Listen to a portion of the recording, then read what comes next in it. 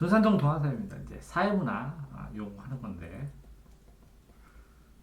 사회문화는 이제 대립된 개념, 대립된 개념을 명확하게 외우고 문제는 여기에 있는 예시들을 얼마나 잘 외워서 요 이론의 선택 예시가 이런 거다라는 걸 기억하고 있느냐에 따라서 빠르게 더 정확하게 풉니다.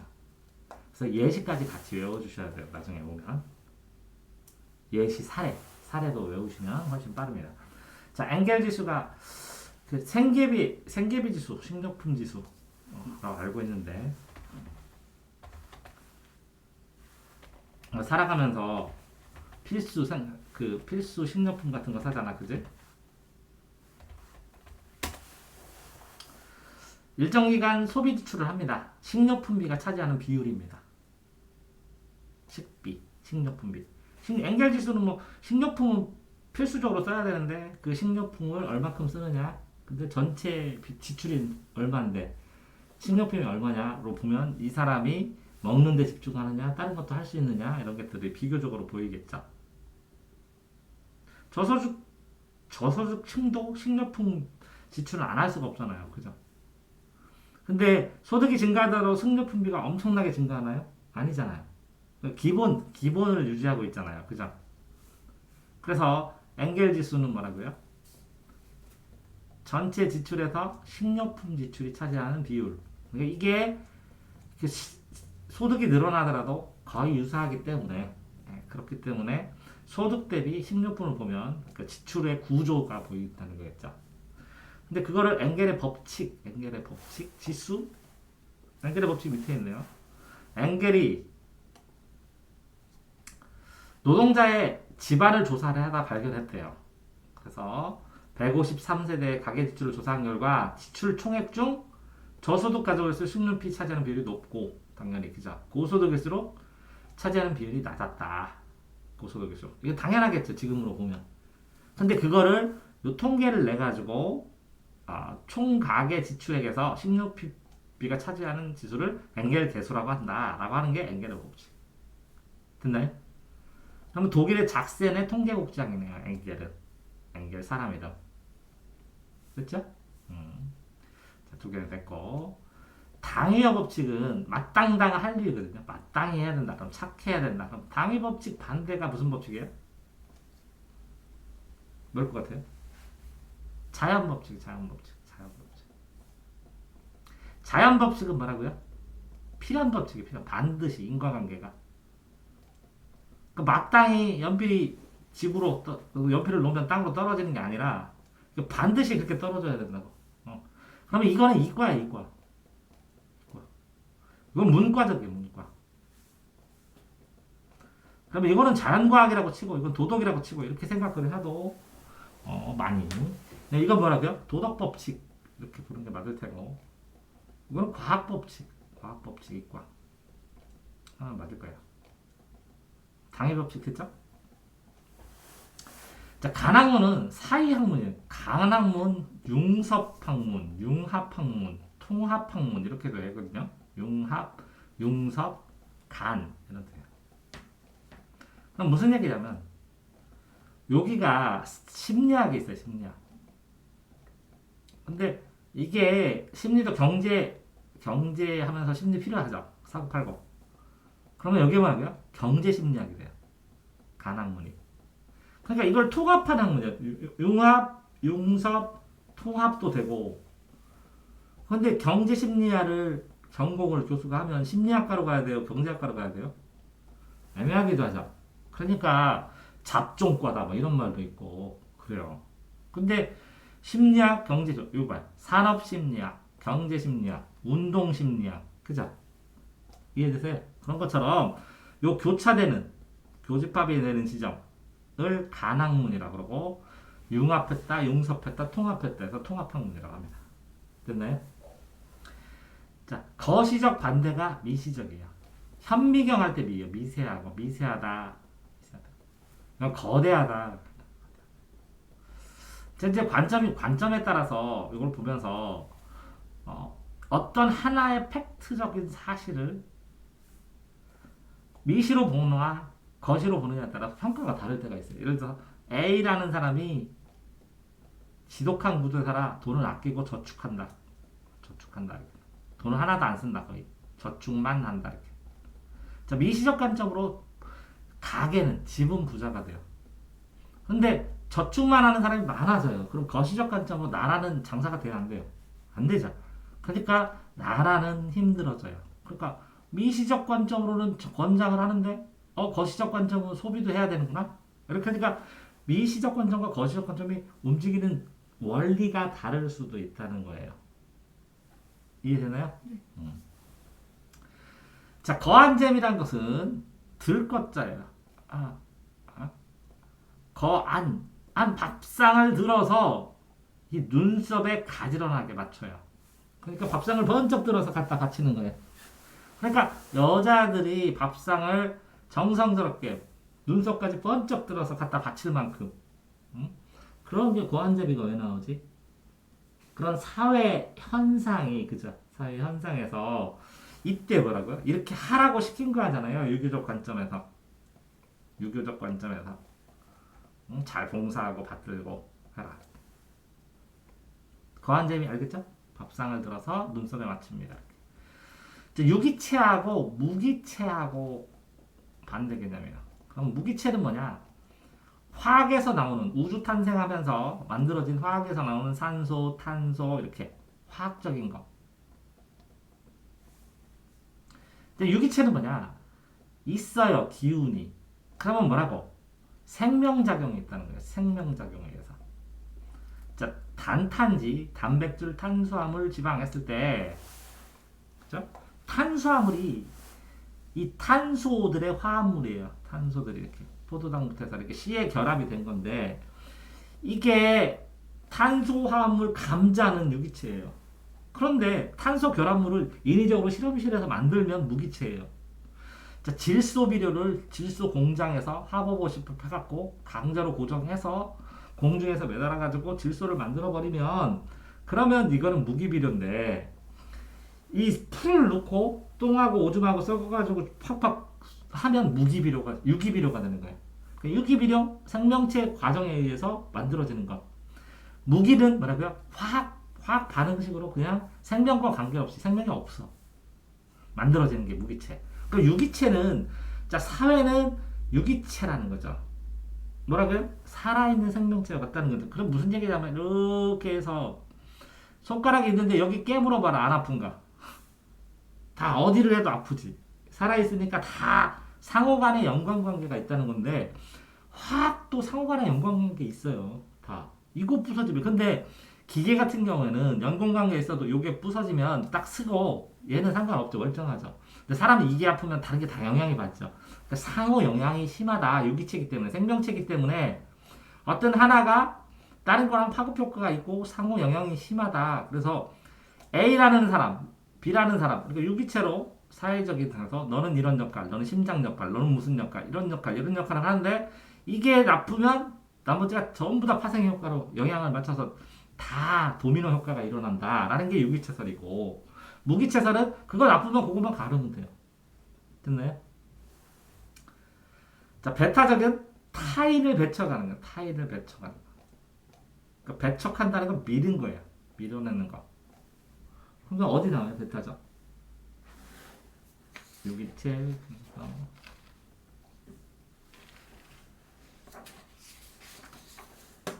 그러니까 내용을 안 왔으면 뭐 그냥 다반 속성 베타적이어야 함. 다반 속성. 그러니까 예를 들어서 베타적이라니까 자 5개가 있어. 그러면 비슷하고 그런 게 안 된다고. 이렇게 배척돼서 이거랑 등질배가 돼서 이거랑 1번하고 2번 속성 되면 요거랑 구분이 딱 돼야 되잖아. 그러니까 밀어내지. 간극이 생기니까 1번이 답입니다. 이렇게 찍어낼 수 있어야 된다는 거. 종속 변수. 그러니까 이제 뭔가 연구를 했을 때 변수는 이제 변하는 수를 만드는데 설계를 할 때 실험군과 대조군 과학에서 실험군하고 대조군이 있어. 그럼 대조군은 그냥 원래 있는 형태예요. 형태 그대로 기본 샘플. 그럼 여기는 물도 있고 흙도 있고 영양분도 있어. 근데 실험군은 영양분도 하나 변하고 흙인데 물로 변하고, 그 다음에 햇빛도 다르게 하고, 그죠? 나머지는 다 똑같아. 이게 대조기는 이걸 기준으로 해서, 대조 대비하는 이걸 기준으로 해서 실험을 바꾸는 거예요. 그죠?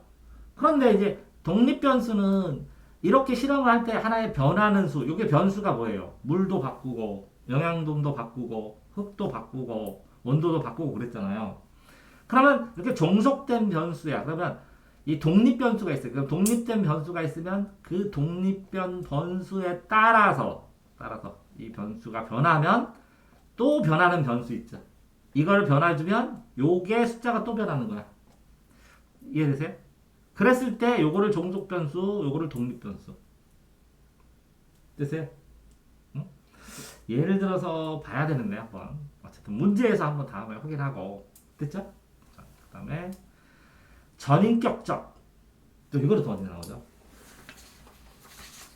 인격 전체라는 건데 그러면 전인 교육할 때는 인격이 예, 전반적인 인격, 전인교육, 전반적인 인격을 가진 사람 이렇게 되는 거고, 전격적 관계다 공동사회. 자 그런데 자 전인격, 온전한 전인 교육할 때는 한 사람의 인격인데, 자 이렇게 사회가 있어. 그럼 개인이 있고, 개인이란 존재라는데 사회라는 건 진짜 존재해야 안 돼. 있다고 가정하자. 아, 그러면 이런 거 봐. 법에서 자연인하고 사람은 두 종류가 있어요. 자연인과 법인. 자연인은 뭐라고요? 그냥 태어난 사람이요. 법인은 뭐라고요? 법이 만든 사람이야. 그래서 재단법인, 사단법인 이런 거 들어봤죠? 법이 그거를 법의 자격, 사람처럼 법의 자격이 있다 하고, 너는 하나의 단체다 하고 인격성을 부여해주는 거야. 아, 전인격성. 그러면 이 사회도 사회란 게 있다 라고 인격성을 부여할 수 있겠죠. 이해돼요? 응? 자, 그래서 전인격적 인격을 부여한 것처럼 생각한다는 거죠. 사회가 실제한다, 아니면 사회가 있다고 상상만 한다, 이게 다를 수도 있지만 전인격적 관계할 때는 됐죠? 자, 타산지석은 남의 산의 돌이에요. 타인의 산의 돌. 이게 무슨 뜻이냐면 어떤 산에 사람이 있는데 여기에 길거리에 이 커다란 돌이 있었어. 그랬더니 사람들이 가면서 이리 치우고 저리 치우고 하는데 이걸 가져와 갖고 어떤 사람이 절차탕마해서 갈고 깎고 쪼고 해서, 절차탕마라 노력하다는 뜻이거든요. 절차탕마해서 갈고 쪼고 끊고 다듬고 다 했더니 완벽이 그래서 나왔어요. 여기서 완벽한 벽은 옥이거든요. 옥이 완전한다고. 이걸 화씨의 옥이라고 그래요. 화씨의 옥. 화씨의 옥이에요. 그래서 아이고 이거 어디서 났어요? 그랬더니 남의 산에서 구했어요. 남의 산의 돌이에요.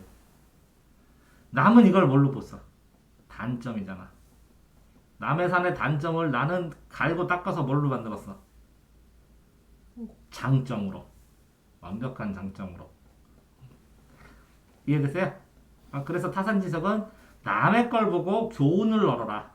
남의 산의 돌을 보고 다듬으면 뭐라고? 나의 장점이 된다. 그러니까 남한테 아니 이거 뭐야 이렇게 하지 말고, 남을 비판하기 전에 그걸 갖다가 내가 그런 걸 자기가 찾으면 더 개발해서 더 장점으로 만들어라. 자, 서열을 연호는 연도. 2년 한다 뭐 공이래. 공적에 따라서. 공적이나 연도는 시간이잖아. 시간이나 공적이 지나면 서열이 생겨. 그럼 서열은 뭐야? 순서, 열지어서. 그러면 저 사람이 권력 1순위, 2순위, 3순위, 4순위 이게 서열이 생긴다고. 그게 연공서열이에요. 공적에 따라서. 아마 경성형이면 연성형도 나올 거예요. 경성이면 연성. 연은 부드러운 거. 경은 딱딱한 거. 연구계음, 경구계음 할 때도 이거 쓰거든. 성격이, 형태가 딱딱하다, 부드럽다. 그럼 조직 자체가 딱딱하다는 건 변화가 없다는 거지. 연성형은 탄력성이 있고 조직을 좀 변화시키고 바꿔서 쓸 수 있다는 거지. 이거는 조직을 바꾸려면 조직을 부숴버려야 되는 거고, 이건 안 부시고도 여기다 끌어다가 여기다 쓰고 이렇게. 다원적 기준이 나오면 일원적 기준이 나와죠. 일원적. 이런 적은 하나로 통일되는 거야. 1원이요. 하나의 기준. 근데 그게 2원이면 현실과 이상과 현실 이렇게 해서 두 개로 쪼개면 2원론. 그런데 2원론이 아니라 아니 남자 여자만 있냐? 아 그럼 나머지도 있나? 여러 가지 있다. 다양한 조건 하면 서양인하고 동양인만 있냐? 여기까지 나눠서 기준이 여러가 다원. 기준이 여러 개라는 거야 다원적. 이건 자 사회 병리로는 사회가 병적인 무언가를 갖고 있다. 그러면 사회도 뭐라고? 인간이라고 생각해야지. 인간이라면 사회 구조가 병이 있다. 사회에서 사람들이 있잖아. 이게 지나가는 사람인데 저 사람이 위험한데 도움을 하나도 안 주는 사회. 사회가 병들은 거 아니야? 됐어요? 사회를 해체한다. 사회를 약하게 하는 거지. 결속력도 약하게 하고. 그 사회를 해체를 가속화시키면 병이 들고 나중에는 사회가 혼란 상태가 발생을 하죠. 자, 아노미 이론은 어떤 기술은 발생했는데 그거에 따른 정신이 아직 더 따라가지 못하는 거야. 그러니까 핸드폰은 이렇게 발전했는데 이걸 덧글을 쓰는 게 따라가지 못하니까 이게 문화지체인데 문화지체고 그게 아니라 아노미는 그러면 A라는 문화가 있었고 B라는 문화가 이제 새로 들어와 이렇게 가고 있어. 그럼 여기 사이에 뭐가 해요? 혼돈이 있죠. 과도기에. 그 혼돈의 시기일 거야. 혼돈. 그렇게 기억하고 있는데 한 번만 볼게요. 이상한 거 해주면 안 되니까.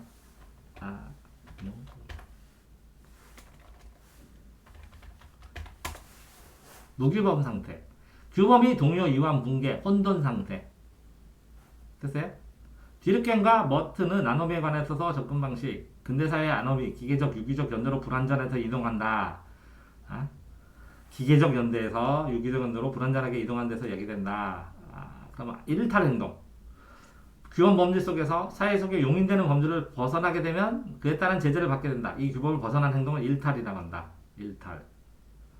아노미. 사회의 중심이던 가치관이 급격히 무너지고 새로운 가치관이 들어오잖아. 그럼 두 개가 충돌되잖아. 한 사회에 지배하는 가치관이 약해져. 새로운 가치관이 생겨. 둘 다 충돌하고 혼란 상태지. 어떻게 뭘로 할 거냐고. 이해돼? 다시 한 사회에 이게 지배적인 가치관이었는데 이게 약해지면서 이 가치관이 새로 생긴 거야. 그러면 이 두 개가 다 섞여. 그럼 여기서는 어떻게 혼란스럽지? 이게 아노비 상태. 혼란 상태.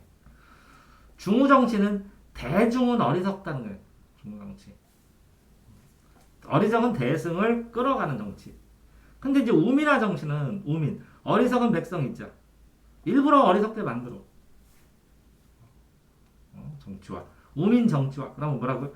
그래서 스포츠나 섹스나 또 3S인데. 그 다음 뭐지? 섹스, 스포츠. 그 다음에 뭔데? 3개? 3S를 했거든? 봤어? 그렇게. 이거 맞추시킨다고 그러죠. 영화인가 하나는?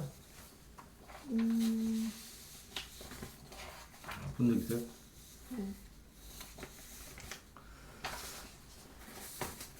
자, 다음에 좀 더 보시고. 자, 사이버 포퓰리즘. 이렇게 포퓰리즘 되게 많이 나와서 사이버에서 인터넷상으로 포퓰리즘 한다 하는데 그냥 포퓰리즘. 왜 너 정치 포퓰리즘이냐? 그래서 뭐 이렇게